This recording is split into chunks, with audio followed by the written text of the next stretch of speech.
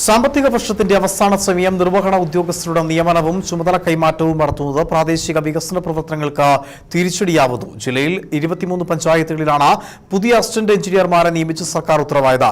ഇവരിൽ പലരും ഇനിയും ചാർജ് എടുത്തിട്ടുമില്ല.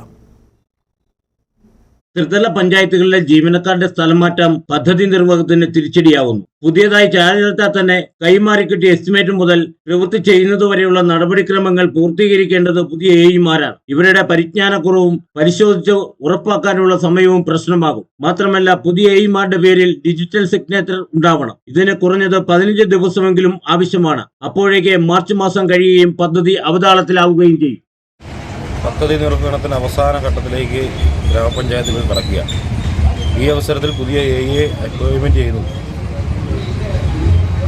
നിലവിലുണ്ടായിരുന്ന പദ്ധതികൾ കൂടുതൽ അവതാളത്തിലാകുന്ന സാഹചര്യമാണ് നിലവിലുള്ളത്. പുതിയൊരു എഇ വന്ന് ജോയിൻ ചെയ്ത് കഴിഞ്ഞ് കഴിഞ്ഞാൽ അവരുടെ സിഗ്നേച്ചറായി വരുന്നതിന് ഏകദേശം 15ഓളം ദിവസം താമസം വരും. അപ്പോൾ ഈ മാർച്ച് മാസം തന്നെ അങ്ങനെ ഒരു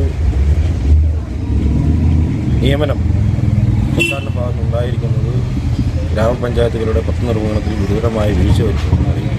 റോഡ്, കുളം ഉൾപ്പെടെ പൂർത്തിയായ നിർമ്മാണങ്ങളുടെ ബില്ല് ട്രഷറിയിൽ നൽകേണ്ട സമയമാണ്. പദ്ധതിയിൽ ഇടം പിടിച്ച ബാക്കി പ്രവൃത്തികൾ എത്രയും വേഗം പൂർത്തിയാക്കുകയും വേണം. ഇതെല്ലാം ചെയ്യേണ്ടത് എഇമാരാണ്. 3 മാസം മുമ്പ് പുതിയ നിയമനം നടത്തിയിരുന്നെങ്കിൽ ഇതെല്ലാം സുതാര്യമായി നടന്നേനെ. നിലവിൽ ജോലി ചെയ്യുന്നവരുടെ ചുമതലയിൽ കാര്യങ്ങൾ നടക്കുമായിരുന്നു. ഉപ്പുതറ ഉൾപ്പെടെയുള്ള ഏതാനും പഞ്ചായത്തുകളിൽ സെക്രട്ടറിമാരില്ലാത്തതും സെക്ഷൻ കൈകാര്യം ചെയ്തിരുന്ന ചില ഉദ്യോഗസ്ഥരെ സ്ഥലം മാറ്റിയതും വികസന ഫണ്ട് ചെലവഴിക്കുന്നതിൽ പ്രശ്നങ്ങൾ സൃഷ്ടിച്ചിട്ടുണ്ട്.